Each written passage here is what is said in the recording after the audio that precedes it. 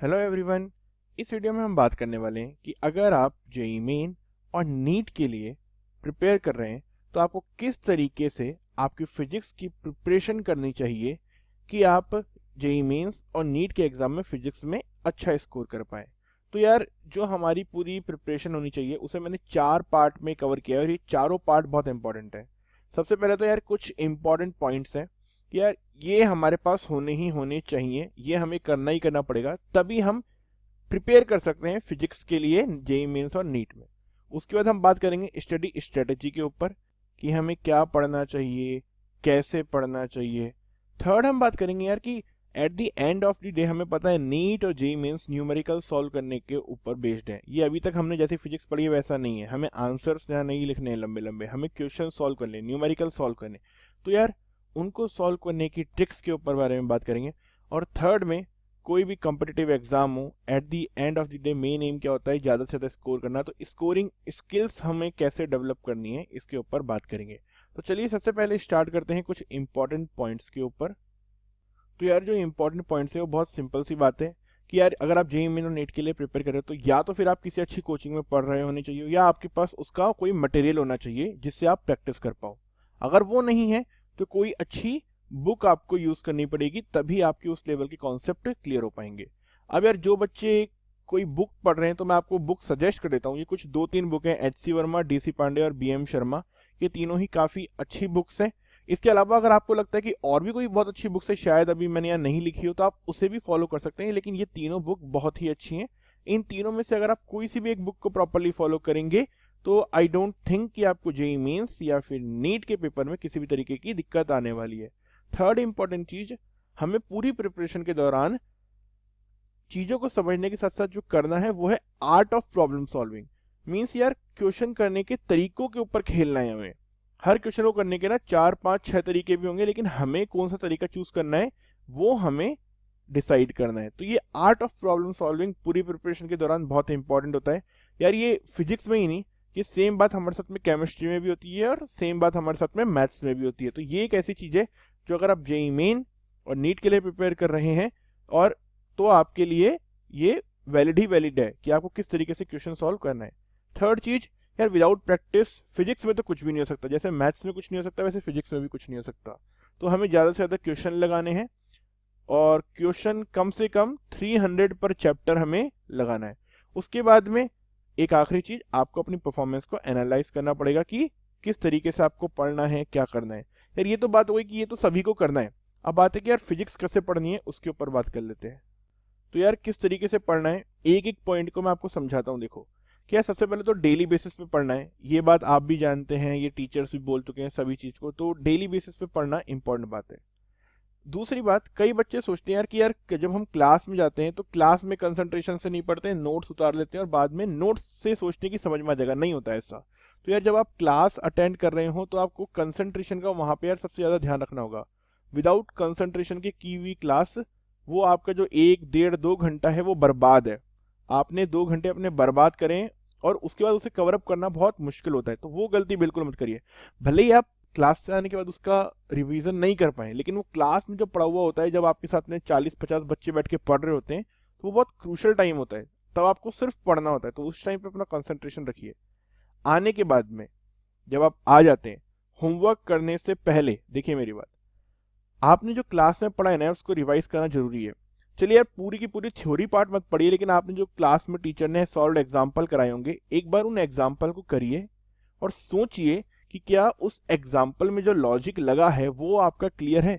Because physics में logic बहुत ज्यादा इंपॉर्टेंट है, तो जो एग्जाम्पल्स आपने करे हैं उनका लॉजिक समझिए, उससे आपका क्या टेक अवे है ये भी आपको जानना बहुत जरूरी है। क्योंकि अगर आपने उस लेक्चर में कुछ सीखा ही नहीं है तो बेनिफिट नहीं है उस लेक्चर का। तो उस एग्जाम्पल्स को देखिए, लॉजिक, कि अगर यार ये लेक्चर आपने अटेंड नहीं किया होता तो आपने क्या मिस किया होता, ये आपको हर लेक्चर के बाद में समझना जरूरी है। उसके बाद में अगर आप कोई बुक फॉलो कर रहे हैं, जैसे जनरली जो बच्चे जाते हैं वो बुक्स फॉलो नहीं करते हैं, लेकिन स्टिल अगर आप कोई बुक फॉलो कर रहे हैं तो यार एक बार जो सेक्शन आपने पढ़ा है, जैसे आपको थोड़ा बहुत जो भी पढ़ा है उस सेक्शन की यार रीडिंग कर लीजिए। रीडिंग में इसलिए बता रहा हूँ क्योंकि यार फिजिक्स को अगर आप रियल लाइफ से इम्प्लीमेंटेशन चाहते हैं तो वो आपको एक ही चीज उसका रियल लाइफ एक्सपीरियंस करा सकती है, वो है बुक। जितना आप बुक पढ़ेंगे, बुक में एग्जाम्पल्स दिए होंगे, बुक में बहुत सारे किस्से दिए हुए होते हैं कि यार जब आप मोशन पढ़ रहे होते हैं तो प्रैक्टिकल एग्जाम्पल्स दिए हुए होते हैं, तो वो आपको तभी समझ में आएंगे। जब आप, अगर आप लेट्स से कि फोर्थ वाला नहीं भी कर पा रहे हैं, कई बच्चे नहीं कर पाते हैं, फिर आइए होमवर्क पे। यार होमवर्क सबसे ज़्यादा इम्पॉर्टेंट चीज है। होमवर्क पहली बात तो डेली पूरा करना होगा, होमवर्क से कोई कॉम्प्रोमाइज नहीं। और होमवर्क ही आपका प्लेग्राउंड है।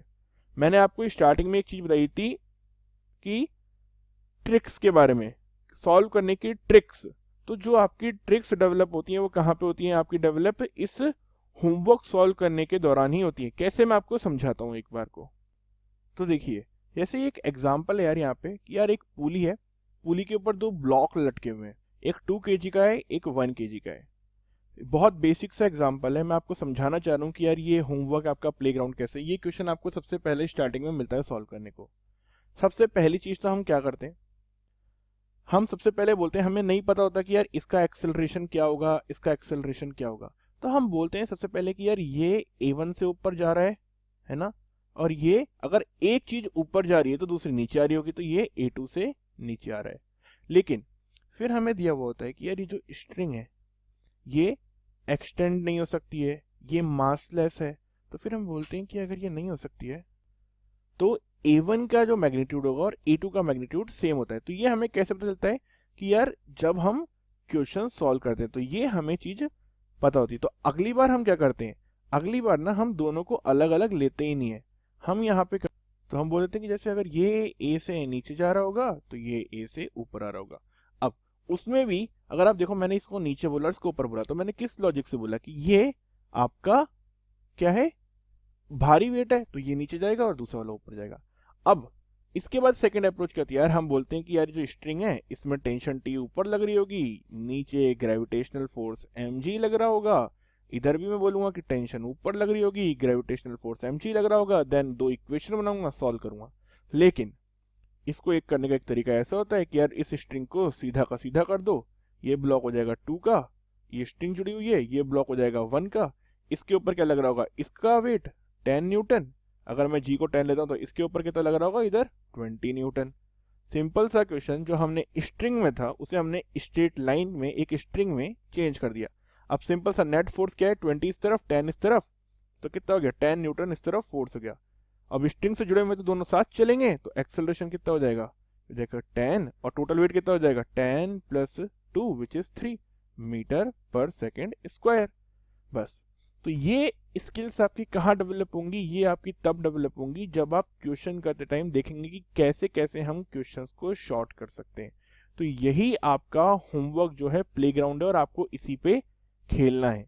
तो ट्रिक्स फिजिक्स में नहीं होती हैं, फिजिक्स में शॉर्ट मेथड्स होती हैं, और उन शॉर्ट मेथड्स को ढूंढने के लिए आपको होमवर्क को करना होगा। होमवर्क को ऐसे नहीं यार क्वेश्चन को आंसर लाने के लिए करना है, होमवर्क को ऐसे करना है कि कम टाइम में हमें क्वेश्चन कर लेना है। अब यार इसके साथ साथ एक और चीज बहुत जरूरी है कि मार्क्स कैसे लाने। तो मार्क्स लाने के लिए, तो यार मार्क्स लाने के लिए आपको 3-4 चीजें करनी होंगी। यार देखो, हम टेस्ट देते हैं, आप अगर किसी कोचिंग में होंगे तो आपको वहां पे डीपीपी मिलती होंगी।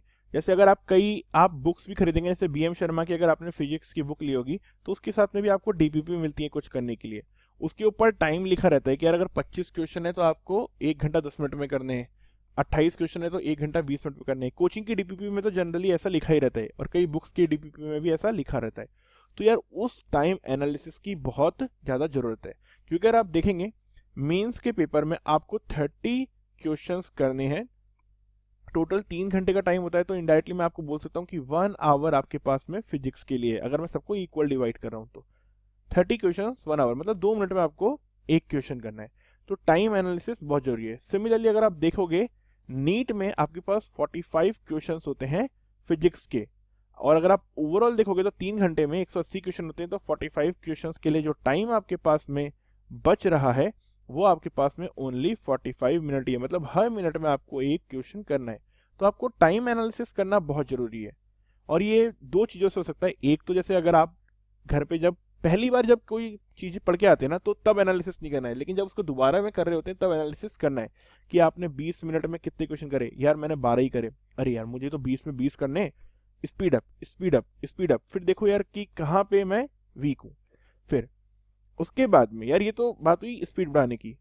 अगर हम क्वेश्चन ही नहीं कर पा रहे हैं तो उस केस के लिए आपको रेगुलर टेस्ट देने होंगे, उसका टेस्ट का एनालिसिस करना होगा। टेस्ट एनालिसिस का सिंपल सा मीनिंग है कि यार देखो कि आपने किस टाइप के क्वेश्चन आपसे नहीं हो रहे थे, एक बार पढ़ो जा करके, एग्जाम्पल्स देखो उसके, और फिर से शीट के उन्हीं क्वेश्चन को करो, अपने कॉन्सेप्ट को फिर से रिवाइज करो। किसी भी चैप्टर में अगर आपको एकदम मतलब मजबूत बनना है तो कम से कम 300 क्वेश्चन।